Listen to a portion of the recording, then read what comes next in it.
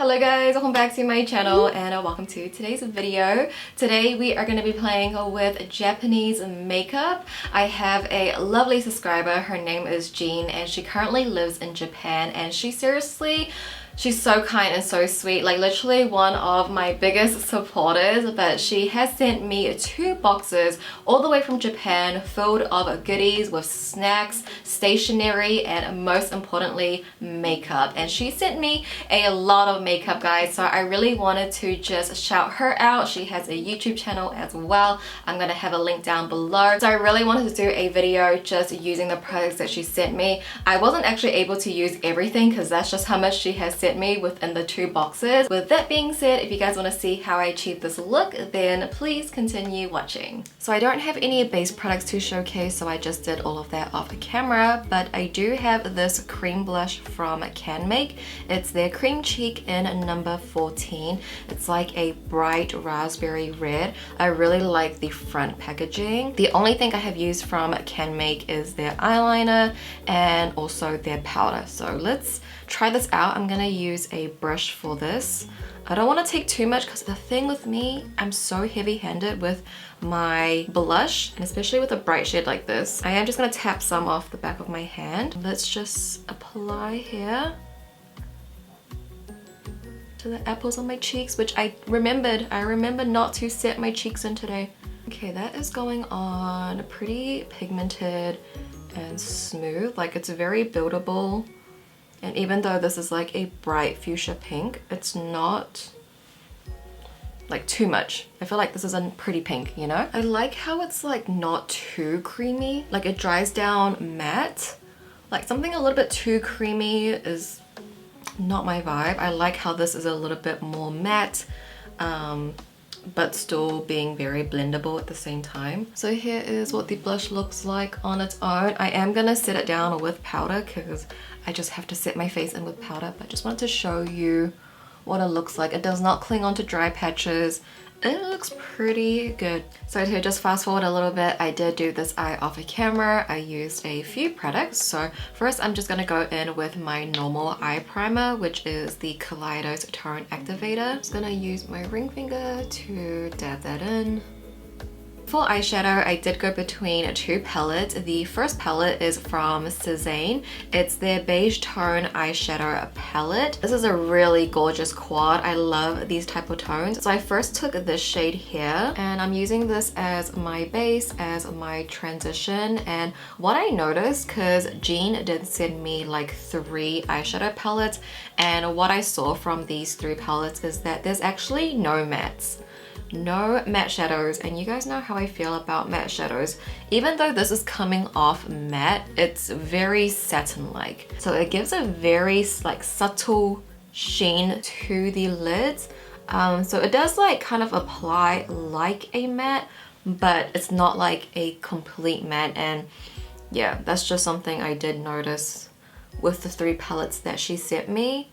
So maybe in Japan, like, matte shadows is not as popular. They maybe want something a little bit more satin-like, something like all over the lids, because I think the makeup in Japan is like very natural, like girl on the go. And I'm gonna take that onto my lower lash line as well. I'm really gonna blow this out. And I feel like because it's a satin shadow, it really does blend out so much easier, and it has like a really nice soft focus effect. And the shadows are fairly pigmented as well. Nothing like a Western, but I think pigmented enough where it's a nice buildable type of formula.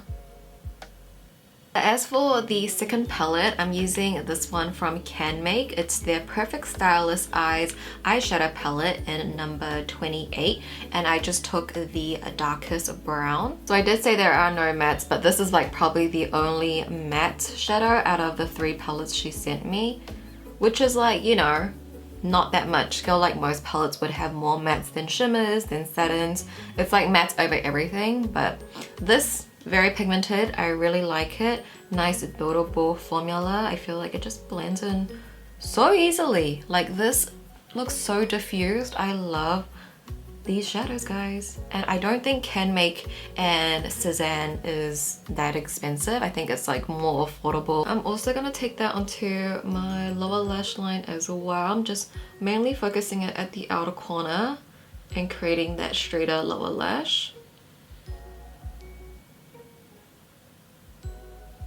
I literally just dropped the eyeshadow. Like, it was a little bit loose, but I held it up and I dropped it on the floor, and that's the shade I used for my lid.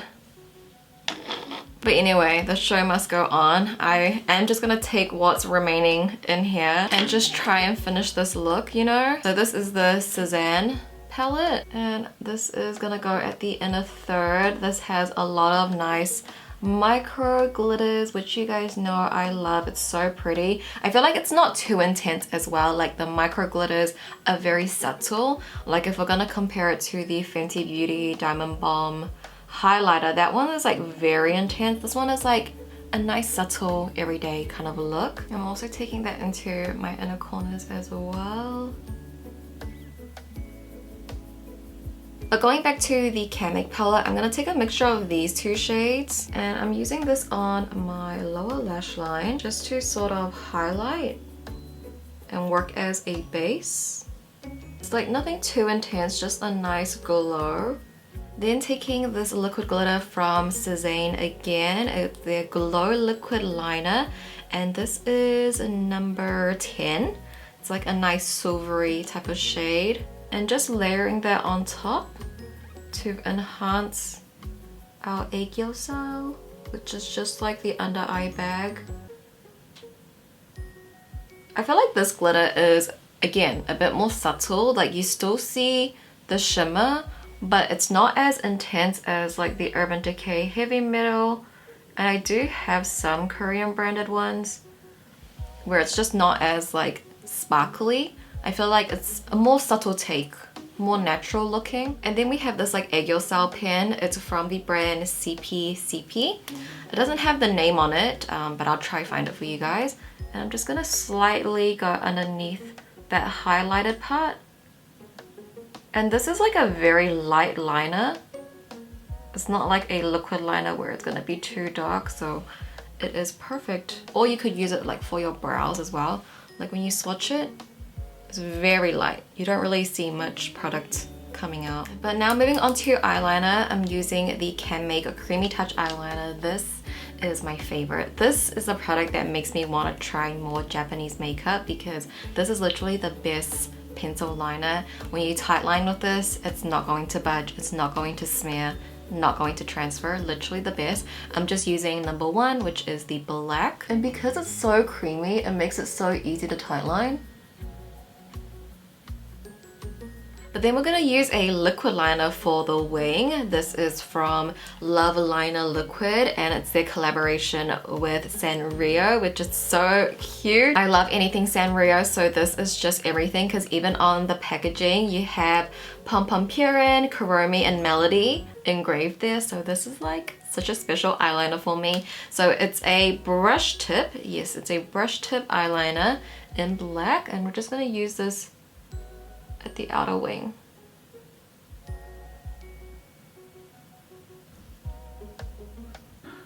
Very easy and precise to use. I know I don't do too much with my liquid liner. I am going in just with like my brow powder, the darker shade, and I like to use this to smudge out my wing.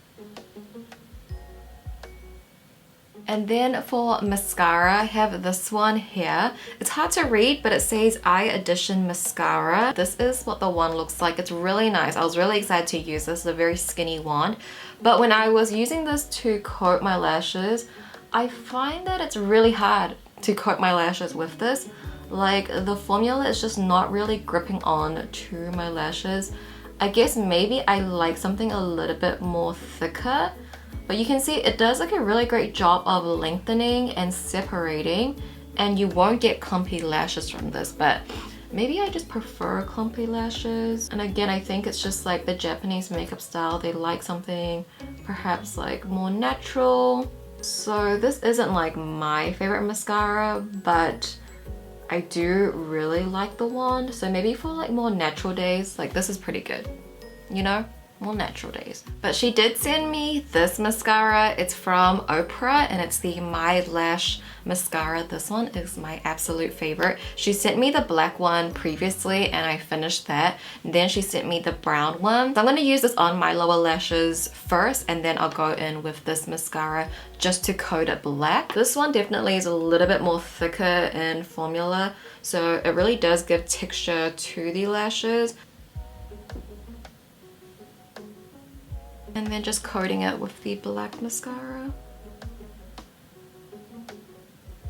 And then to highlight, I have this product from Cézanne once again. This is the Pearl Glow Highlight in number 1, which is super pretty because I love a silvery highlight now. So just using my finger. That is very metallic. What's nice is like you can just diffuse it out. So that's cool. That's really reflective. So I'm just using that on my nose.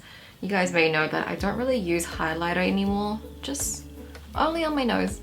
But yeah, that's really pretty actually. And then lastly for lips, I have this one here from RMK. It's in number 10 and it's kind of like a liquid lipstick glossy kind of formula. Okay, very pigmented, just using a lip brush.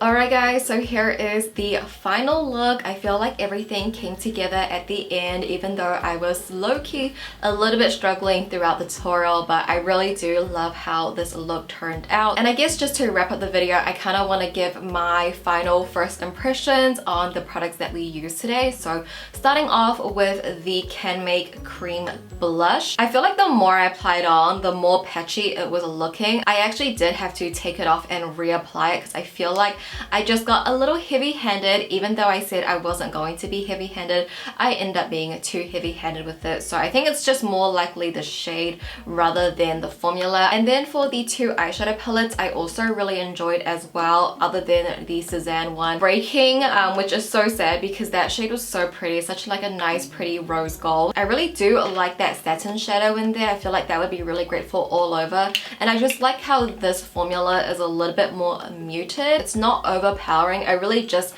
emphasizes your natural features, you know, obviously depending how you use it, but I feel like overall that's the whole kind of style when I'm using the makeup. And then with the Can Make palette as well, this is also really nice too.